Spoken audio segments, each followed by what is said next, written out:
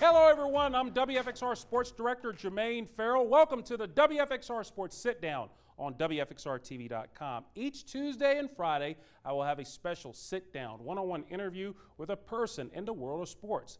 It is our commitment to bring you a special look at these people and share their stories with you on WFXRTV.com. Again, thank you so much for logging on to WFXRTV.com for the latest edition of the WFXR Sports Sit Down. Enjoy. It's another edition of the WFXR Sports Sit Down, and of course we talk to sports figures, whether in broadcasting, athletes, coaches, all that good stuff. And this gentleman right here fits in the category of sports broadcaster, and maybe even an athlete. We'll work with it. But I've known this guy right here for about 8 years. He has been doing it and doing it very well in broadcasting. He is at our sister station in Waco, Texas, at the affiliate down there, the Fox affiliate. It's KWKT. Pleasure to join one of my compadres in the business, Matt Roberts. Matty R, what is up, my man? Not too much, Jermaine. I appreciate you having me on. This is fun. Looking forward to catching up a little bit. Good deal. I tell you one thing, if it's as hot, I tell you what, today as we're taping this, we're supposed to hit 100. So it's kind of like we're in Texas. I'm sure it's the same thing down in Waco. Yeah. I think ironically today it's supposed to be like 99, and it's a big deal because it's not going to be 100. So we're just thankful for anything that we can get this time of year for sure. You know, it's funny. I've dealt with meteorologists all my career, and they say from a that word. Yeah. They say that if you put 99 sounds a whole lot better than 100. I said it's still hot. It doesn't matter. Yeah, absolutely. You know, you can't tell the difference when you actually walk outside. I tell you, at the end of the day, it's still hot.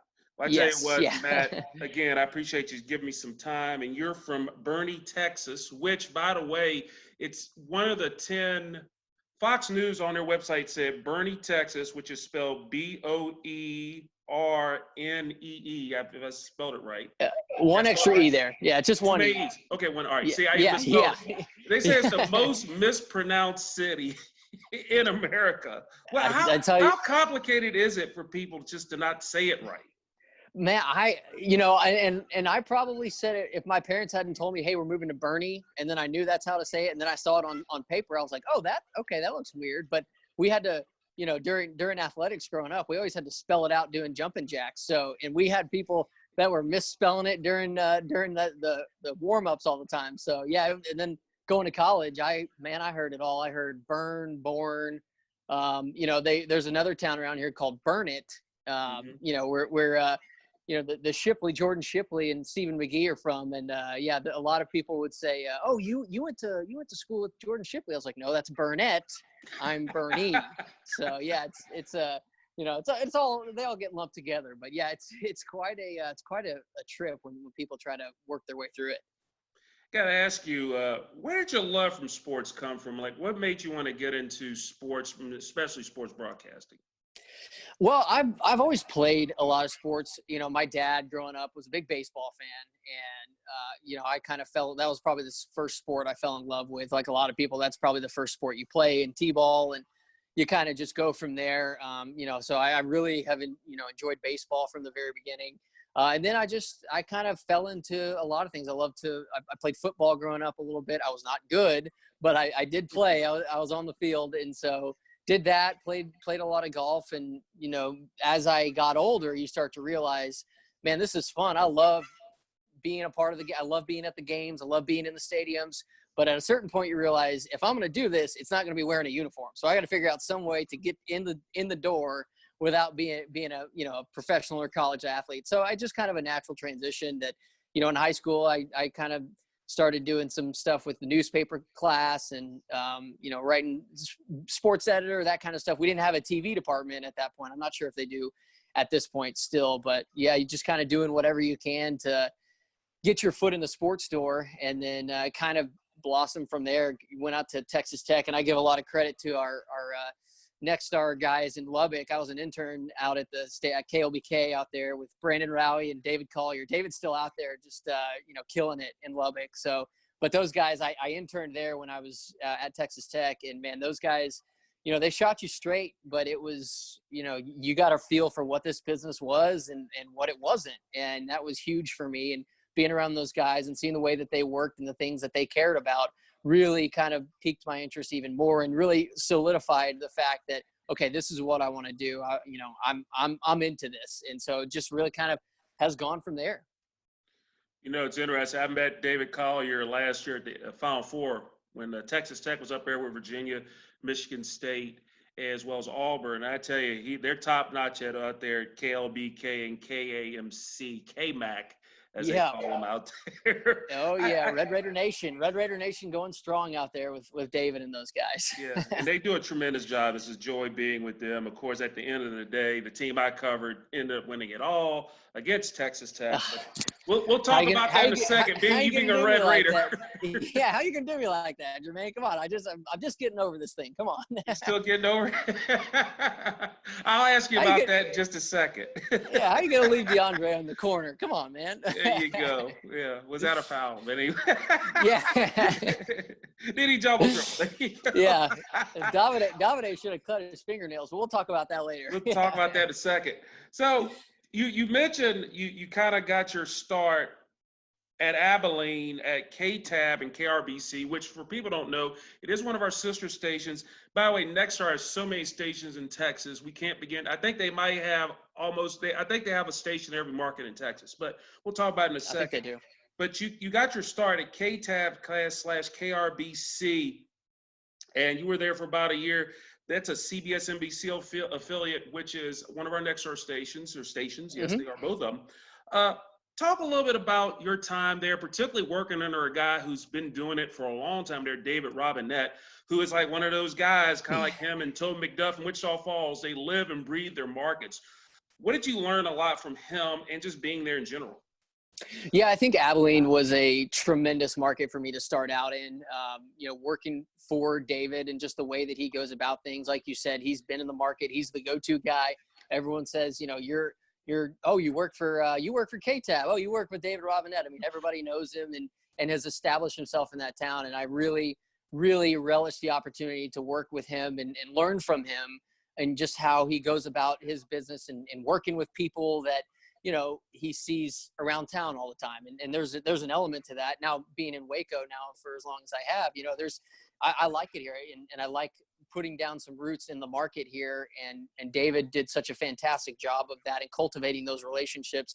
And I took a lot from him and a lot from, okay, this is good TV. This is not good TV. And this is how you want to go about doing this. And this is how you deal with people. And just a lot of patience. He had a ton of patience with me, him and Austin Kellerman, who was the news director at the time, really, really patient with me, really, really kind of let me make some mistakes and figure out my way in this business, but also kind of were there to lend a hand. So I'm forever grateful for D-Rob and working with Alyssa Orange. She's fantastic. She's doing big things there at Razorback or Pig Trail Nation. Sorry, I'm old school there. Razorback Nation, Pig Trail Nation. But yeah, it was just a fantastic place to work.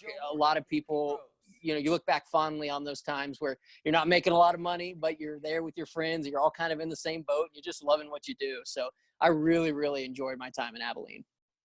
And it's interesting, some of the names you've mentioned, Alyssa Orange, who I know very well. I mean, obviously when Arkansas played Virginia Tech, and there's always a connection. She's from Virginia, and we're going to have her on a future show. I mean, she really did a great job down there in your neck of the woods. And then Austin Kellerman, I mean, he's Mr. Digital of Nexstar. So it just seems like he's moved on and done great things for that. So yeah, absolutely. After you were done there, you actually went to Lubbock as you were there for 3 years. KLBK, you started off weekends, and you became the sports director. Talk about how that opportunity came about for you to make it to KLBK in Lubbock. Yeah, it was the station I interned at, obviously, and I'd become really friends with David and Brandon. And there was a job open there out of school, and I wanted it. I wanted to stay in Lubbock. I wanted to stay and work with those guys, but just the way that things didn't work out, I needed some more. I needed to go learn how to hit the breaking ball, so to speak. I had to go down and kind of learn my way, cut my teeth in Abilene, and just kind of get some real world experience, because Lubbock is a small market, but it's, in terms of a sports market, it's really big with Texas Tech and the high school scene out there. It really is big. So it allowed me to go down in Abilene, make some mistakes, learn some things, and then go back up to Lubbock and continue to do that. And I went to work for Brandon Rowie, who, as I mentioned, he'd become a friend to me. We still talk to this day. He and David were working there, and it was a dream opportunity for me. Cassie Gallo, she was there at the time. That was our sports office. She's gone on to do big time things since then, work at CBS Sports Network and work for those guys at CBS. And so it was just that summer that we were all together was just a complete blast, and really, really enjoyed it. And then Brandon decided that he kind of wanted to go off and do something else. So he ended up getting out of the business. He went to go work for Texas Tech and work on their video side and turn stories for them. And so the job opened up as sports director, and I went into Russ Poteet. And Russ is just a fantastic leader and a fantastic boss. And so I went into him and I just said, Russ, I know I'm young, but I've been here and I want this job. I really feel like I can do it.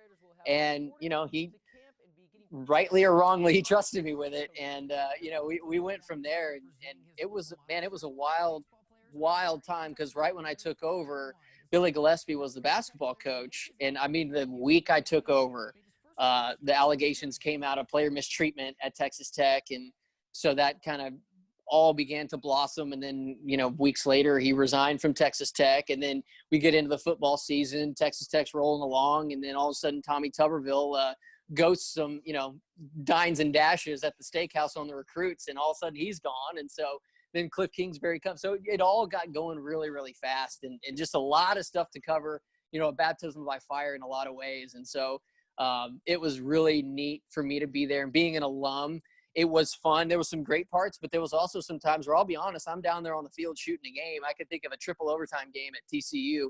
I'm down there shooting, and I'm doing my job, and I'm keeping it all inside.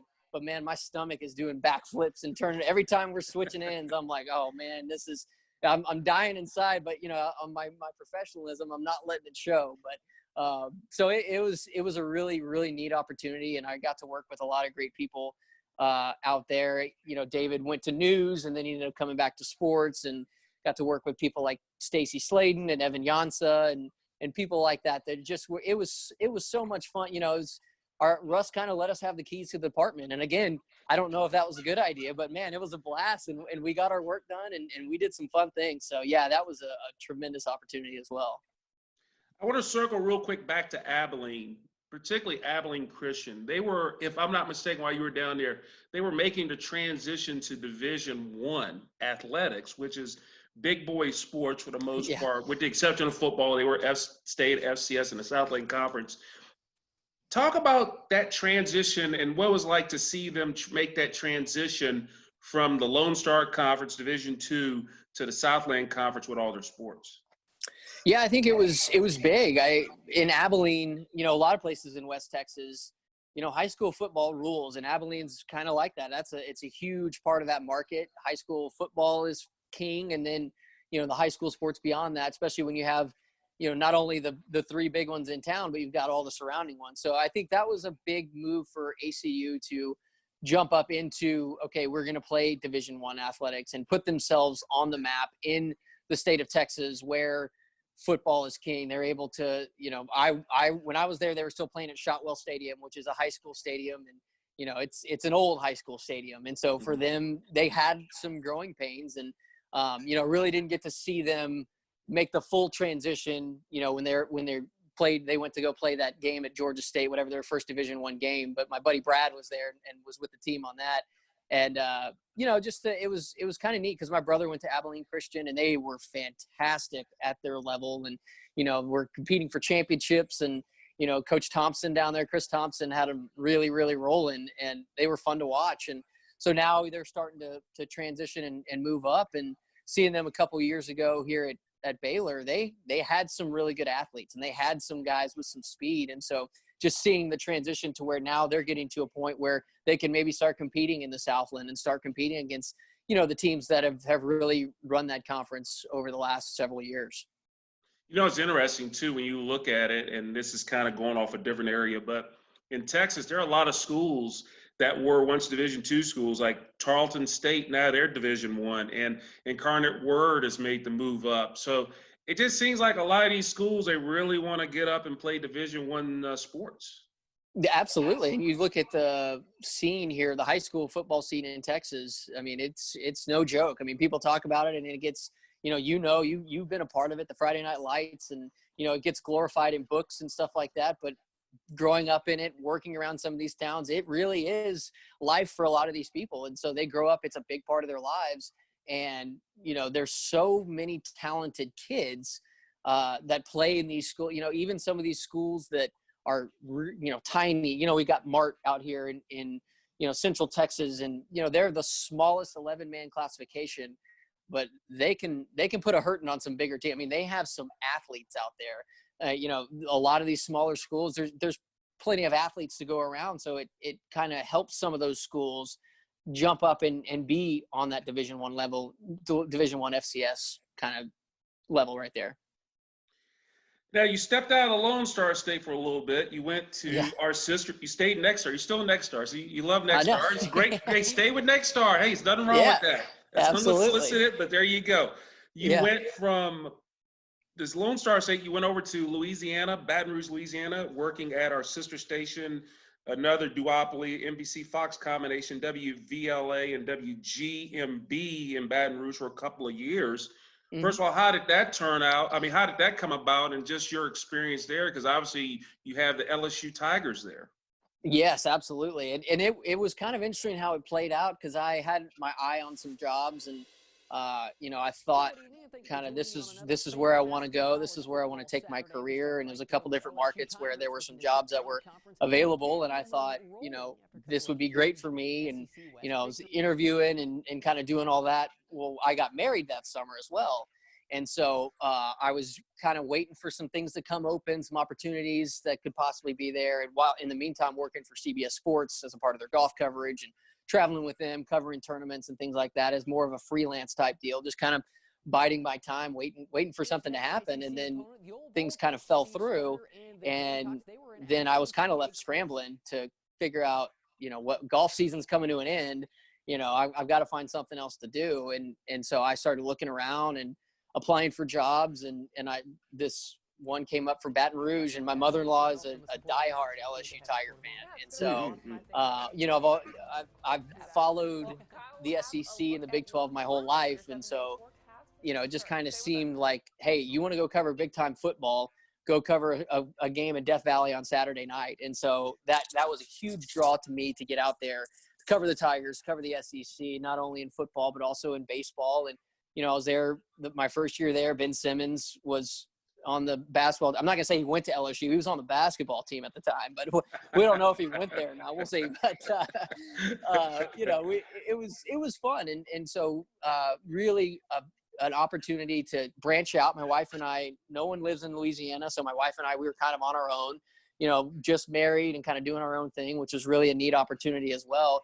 So we were able to kind of strengthen our marriage and also get to a different part of the world, cover some great football, and eat some really, really good food. That's good eating right there. Absolutely. In fact, I mean, Louisiana's good food down there. And I'm sure you made a lot of trips to New Orleans too. Absolutely. And that was one of the cool things about where we were in Baton Rouge is not only do we cover LSU, but we also did a ton of Saints coverage. My last year there, I was at every Saints home game on Sundays. I'd cover LSU on Saturdays, and then I'd be down at the Dome on, sometimes it was a quick turnaround, but sometimes you're at the Dome for a noon kickoff on Sunday. And so covering that, we also did some Pelicans down there in New Orleans. And then, like you said, I mean, you need a little time away. You're just right down the road, head on down to New Orleans, get a hotel for a couple days, and just kind of be a tourist, not too far down the road. Good deal. And we bring you to where you are now. You are at our sister station in Waco, Texas, KWKT sports director. Been here since June of 2007. You just passed a 3-year mark right there. Talk about how that opportunity came part of where you are today, because it has to be neat to get this opportunity to basically you're starting from scratch. And I know that from experience here. In fact, what we did here at at WFXR, a startup news operation, you had that same opportunity there in Waco. Yeah, absolutely. And I actually had the same opportunity, a little bit the same opportunity in Baton Rouge, because we were a startup there. That was a little different though, because I was the weekend person. And so it was Amy Gill was our sports director. And so she kind of had an idea of how she wanted things to run, how she wanted it to look. And so she kind of helped get that thing off the ground there.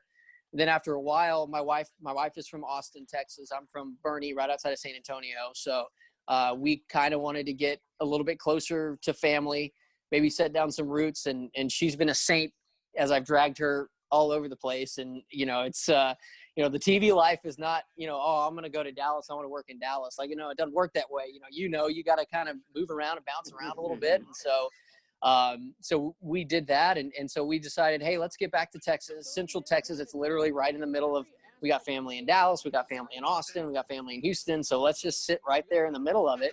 And as you mentioned, yeah, it's neat. It's a neat opportunity to be able to build something in your image almost and what you want it to be and have your ideas be how you get things launched. And my news director, Dean Weatherby, has been fantastic in really allowing me to do that, giving me the latitude to say, okay, this is what I want to do. This is what I think we need to do, and doing his best to accommodate that with, as a startup station, there's times where you're not going to be able to do stuff that some of the established stations are doing because it's just it comes down to dollars and cents. But if there's any way to make it happen, he's been fantastic to me in, okay, how can we figure out a way to do this and get this covered?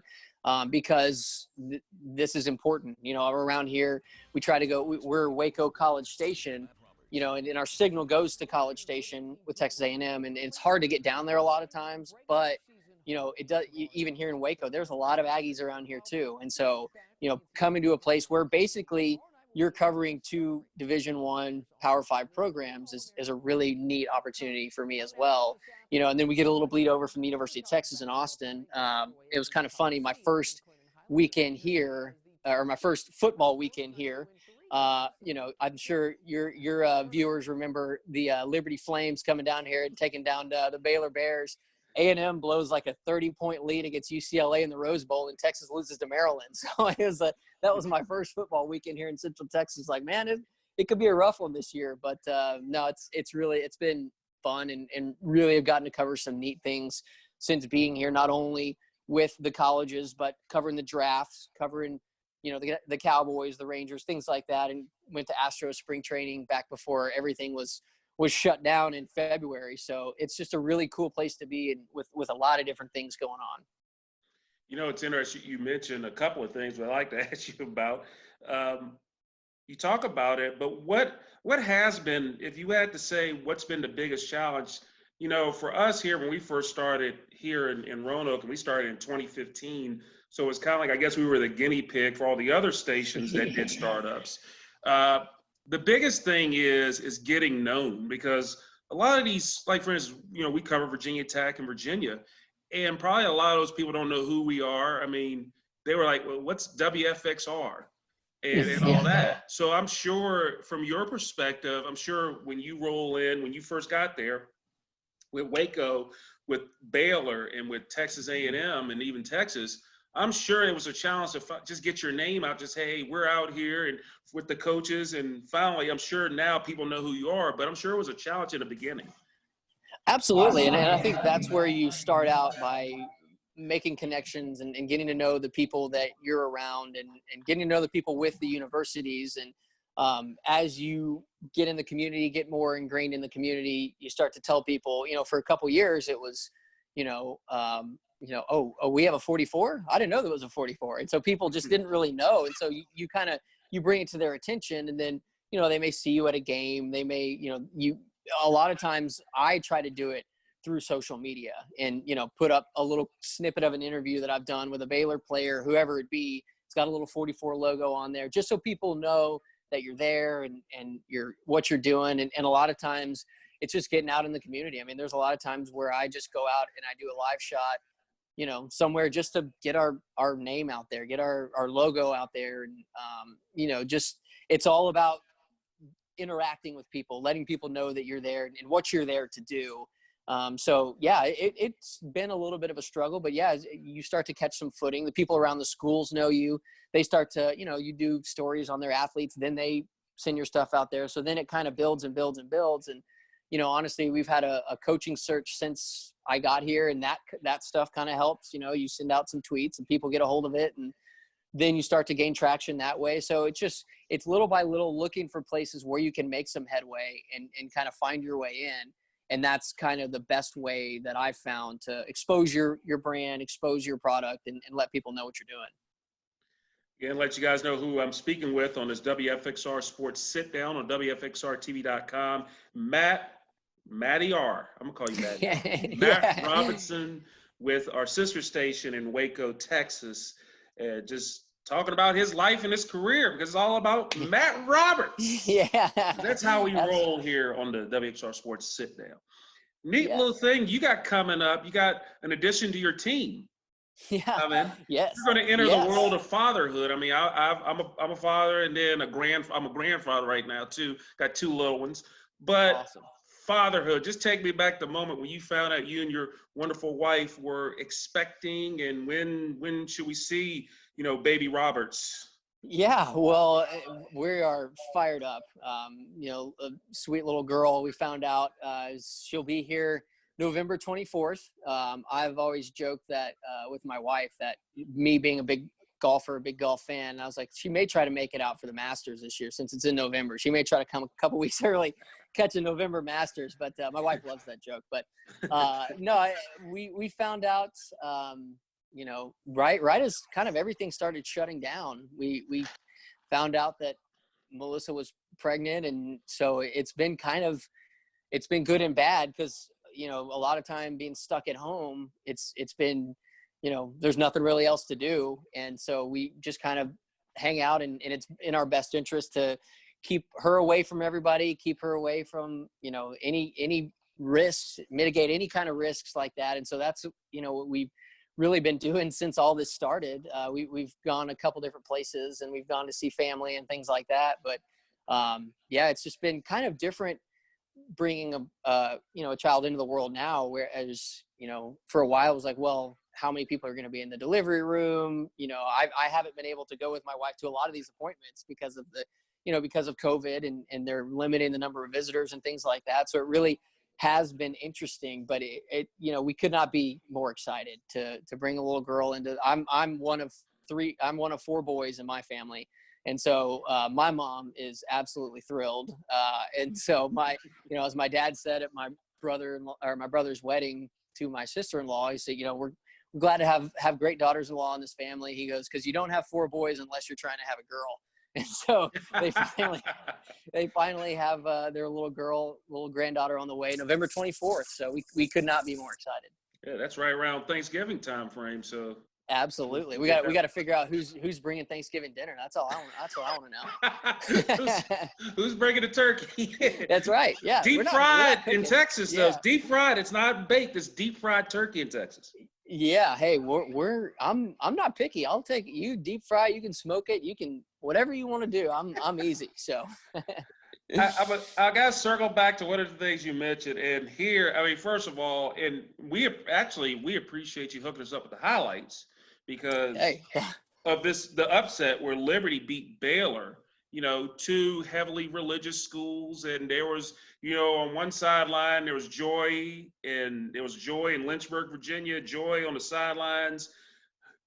But on the other side, not so much. And that kind of led to a tough season by Baylor. Take me back to that game, because it was a crazy game with Liberty pulling it out. But it had to be stun and shock for Liberty to beat Baylor.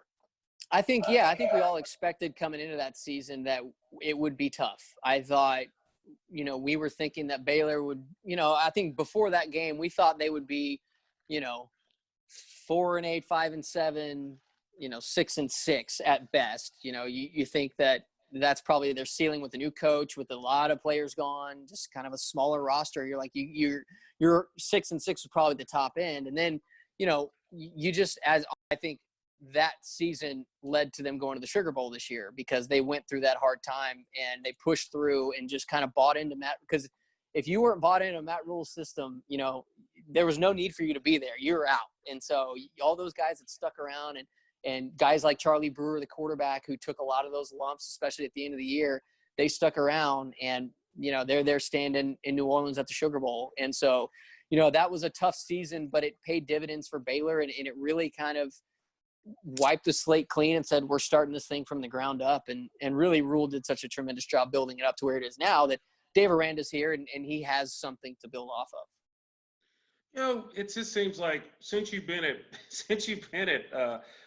at your station, KWKT, Baylor hasn't lacked for any interesting stories. Obviously with Art Briles, and then Matt Rule, and now the new coach there. I mean, you really had to be on your toes, considering the fact, again, you guys are just rocking and rolling, and all these things that came up, you're probably saying, goodness gracious, what's it been like? You know, to be there. Well, and then real quick from our end, you know, one guy that was in the mix, and we talked about him, was Justin Fuente. How from the Baylor side, I mean, it's kind of a two-part question. A, obviously what's like coming to cover all these things, but B, from the Baylor end, how close were they to saying, hey, we want Justin Fuente as our guy, the current Virginia Tech head football coach? Because you were calling me about us, hey, we're hearing about Justin Fuente. And from our end, you know, it was like radio silence. But on the Baylor end, it was picking up steam. How close you felt that could have happened? Well, first of all, just, you know, coming here, joining in with all these stories going on, it's what you want as a sports reporter. Obviously, I was not here for any of the Art Briles stuff. All that was kind of out the door. I got here, a good job of doing their due diligence and probably taking a hard look at Justin Fuente and seeing if he would fit at Baylor.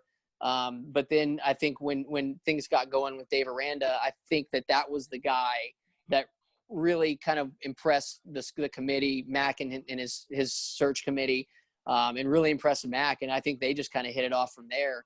And then, you know, Dave I knew Dave a little bit from when he was the defense coordinator at LSU. I covered him when he got there, you know, his first season, which is the one where Les Miles got fired, which is, you know, I've been covering too many of these coaching changes. I gotta figure something out here. But, you know, I knew him well, and I think their personalities just mesh really, really well. That is good stuff. Good stuff. So, with all that being said, and I'm sure you've just had a busy time, now we're going to have a little fun here. It's called Ferrell's 5. These are 5 questions that could be from anywhere. So, buckle up. Okay. We got you. All right, here we go. Okay, so question number 1, your favorite color? Favorite color, red. I'm a Texas Tech guy, so red and black are my 2 favorite colors. So I go with red. I give red the edge. Good deal. Your favorite dessert? Favorite dessert? Ooh. If I can't say all of them, I'm gonna say I'm a big sweets guy. I'm a big dessert guy. So, but I'd go key lime pie. I'd probably put that at the top. Good deal. All right, now you're gonna have a big time dinner party at your house. You and the lovely wife hosting this thing. I need 5 sports figures. They could be past or present, dead or alive. They could be broadcasters. They could be athletes, coaches, whoever you want, to your dinner party, and why. 5 figures. Okay, 5 figures. All right. So first off, it's going to be Tiger. As I mentioned, I'm a huge golfer, and Bill Cowher, how he's gone about his business, and, you know, how he stepped in for Chuck Noll and took over that franchise and went through a lot of heartache, but finally won a Super Bowl. Just to kind of pick his brain about that, I think that would be tremendous to sit there and listen to him. I think another one is Ken Griffey Jr., my favorite baseball player growing up. I'd want to go out in the backyard, play some wiffle ball, and maybe have him teach me that sweet Griffey swing.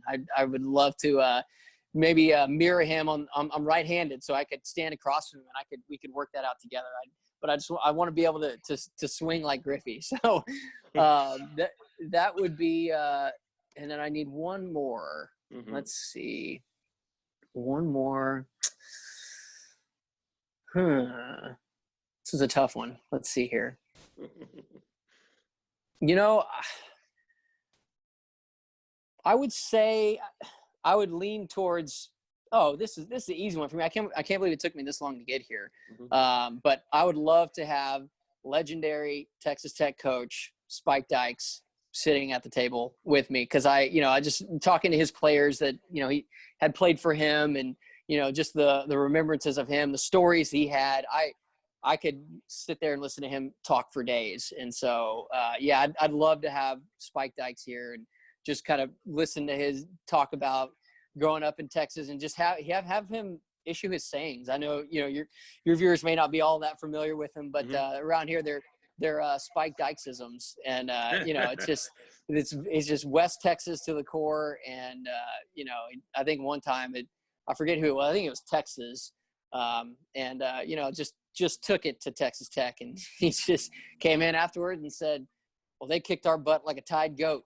And so you could always count on a good soundbite from Spike. So like I said, you're awesome, and it's Thank such a blessing to catch up with you, Matt, and continued success down in Waco. Absolutely. You continue to do good things down there. Thank you so much. I really appreciate you having me on. This is really neat. I love catching up, and if you ever need anything, man, just let me know. I've always loved working with you, and glad we're both part of the Next Star family across the nation here. Yeah, I tell you, it's growing, and one big thing they got coming is on News Nation coming up September the 1st on WGN America. So it's really growing, and we just appreciate you. And again, Matt Robertson, the sports director at east of the Mississippi, it's W, west of the K, but it's KWKT, the Fox affiliate down in Waco. Again, yes. This has been the WFXR Sports Sit Down, WFXRTV.com. Thank you so much, Matt, for your time. Thank you. I appreciate it. It's a pleasure. I'd love to catch up again soon. And thank you so much for checking out this edition of the WFXR Sports Sit Down on WFXRTV.com. For all the latest news, weather, and sports, there's only one place to go. That's WFXRTV.com. Also, download the WFXR News app. More good stuff. We are here to hook you up with the good stuff on WFXR. Again, thank you so much for watching the latest edition of the WFXR Sports Sit Down on WFXRTV.com. I'm Jermaine Ferrell. Hope all of your teams are winners. Have a wonderful and blessed day, everybody.